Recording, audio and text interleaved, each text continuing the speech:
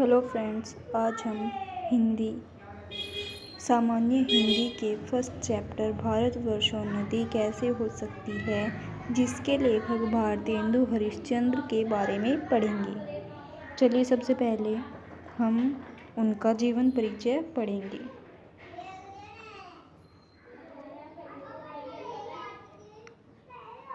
भारतेंदु हरिश्चंद्र का जीवन परिचय देते हुए उनकी कृतियों पर प्रकाश डालिए। लेखक परिचय। हिंदी साहित्य के प्रवर्तक व प्रसिद्ध कवि होने के साथ ही भारतेंदु हरिश्चंद्र जी कुशल पत्रकार, नाटककार, आलोचक, निबंधकार के रूप में भी प्रसिद्ध हैं। उनके पिता सेठ अमीचंद के वंश में उत्पन्न हुए भारतेंदु हरिश्चंद्र का जन्म 9 सितंबर सन 1850 ईस्वी में काशी में हुआ था। इनके पिता का नाम गोपाल चंद्र गिरिधर दास था। तो उनके वंश जिसके वंश में वो पैदा हुए थे वो वंश था सेठ अमीचंद का वंश। तो और उनके पिता का नाम था गोपाल चंद्र गिरिधर दास। जब ये 5 वर्ष की अवस्था में ही थे, माता की छत्रछाया से वंचित हो गए। जब ये 5 साल के थे तो इनकी माता का देहांत हो गया था। 7 वर्ष की अवस्था में एक दोहा लिखकर इन्होंने अपने पिता को सुनाया, जिससे प्रसन्न होकर पिता ने इन्हें महान कवि होने का आशीर्वाद दे दिया। 10 वर्ष की अवस्था में ही इनके पिता सदैव के लिए संसार से चले गए। ये जब 10 साल के थे इनके पिता की भी डेथ हो गई। इन्होंने घर पर ही रहकर मराठी, बंगला, संस्कृत तथा हिंदी आदि भाषाओं का ज्ञान प्राप्त किया। इसके बाद इन्होंने क्वींस कॉलेज में प्रवेश लिया, किंतु काव्य रचना में रुचि के कारण इनका मन अध्ययन में नहीं लगा। इन्होंने कॉलेज छोड़ दिया। 13 वर्ष की अवस्था में मन्नो देवी से इनका विवाह हुआ। भारतेंदु जी युग प्रवर्तक साहित्यकार थे। सन 1868 ईस्वी से 1900 ईस्वी तक की अवधि में साहित्य क्षेत्र में इनके महत्वपूर्ण योगदान के कारण इस अवधि को भारतेंदु युग कहा गया। 1868 से 1900 तक की अवधि को भारतेंदु युग कहा जाता है। भारतेंदु जी ने समाज में व्याप्त कुरीतियों व विसंगतियों पर व्यंग बाणों का प्रहार किया। कविता व नाटक के क्षेत्र में इनका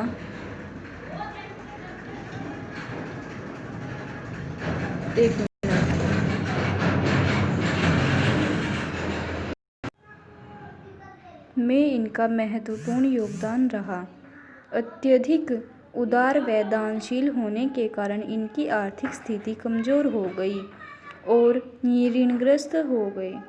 हर संभव प्रयास के बाद भी ये ऋण मुक्त नहीं हो पाए। साथ ही इन्हें क्षय रोग ने घेर लिया, जिसके चलते हिंदी साहित्य की यह दीप्ति 6 जनवरी सन 1885 ईस्वी को सदैव के लिए बुझ गई। हिंदी साहित्य जग में भारतेंदु जी का आविर्भाव एक ऐतिहासिक घटना थी। ये ऐसे युग में भारतीय साहित्य गगन के इंदु बनकर उदित हुए, जब प्राय सभी क्षेत्रों में युगांतकारी परिवर्तन हो रहे थे।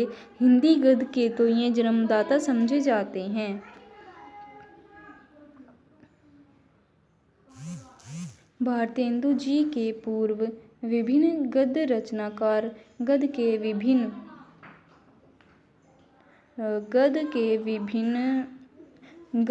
विभिन्न रूपों को अपनाए हुए थे। उस समय हिंदी गद्य की भाषा के 2 प्रमुख रूप थे। एक में संस्कृतिनिष्ठ तत्सम शब्दों की अधिकता थी तथा दूसरे में उर्दू फारसी के कठिन शब्दों का प्रयोग किया जाता था।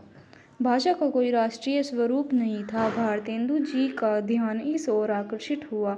उस समय गद्य साहित्य विकसित अवस्था में था, अतः भारतेंदु जी ने बांग्ला के नाटक विद्या सुंदर का हिंदी में अनुवाद किया और उसमें सामान्य बोलचाल के शब्दों का प्रयोग करके भाषा के नवीन रूप का बीजारोपण किया।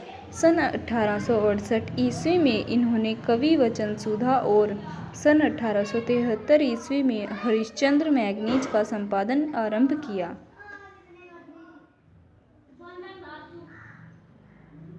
फ्रेंड्स, इसे हमने शॉर्ट फॉर्म में किया तो इसलिए हम यहाँ पे ख़त्म करते हैं, आरंभ किया तक। तो अब हम इनकी जो कृतियाँ हैं वो पढ़ेंगे।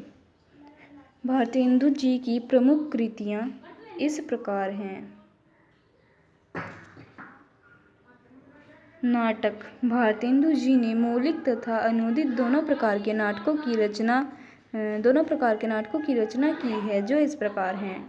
मौलिक नाटक हैं सत्य हरिश्चंद्र, नीलदेवी, श्री चंद्रावली, भारत दुर्दशा, अंधेर नगरी, वैदिकी हिंसा, हिंसा न भवति, विशस्य विषमोच्छदम, सती प्रताप, प्रेम जोगिनी।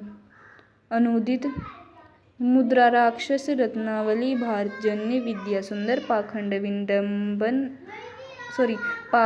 विडंबनम, दुर्लभबंधु, कर्पूर मंजरी, धनंजय विजय। उपन्यास। पूर्ण प्रकाश और चंद्रप्रभा। पत्र पत्रिकाएं। हरिश्चंद्र चंद्रिका, हरिश्चंद्र मैगजीन। हरिश्चंद्र मैगजीन का नाम 8 अंकों के बाद हरिश्चंद्र चंद्रिका हो गया था। कवि वचन सुधा। इतिहास व पुरातत्व संबंधी। रामायण का समय, महाराष्ट्र देश का इतिहास, कश्मीर कुसुम बूंदी का राजवंश, अग्रवालों की उत्पत्ति, चरितावली। निबंध संग्रह। सुलोचना, परिहास, वंचक, मदालसा, लीलावती, दिल्ली दरबार दर्पण। काव्य कृतियाँ।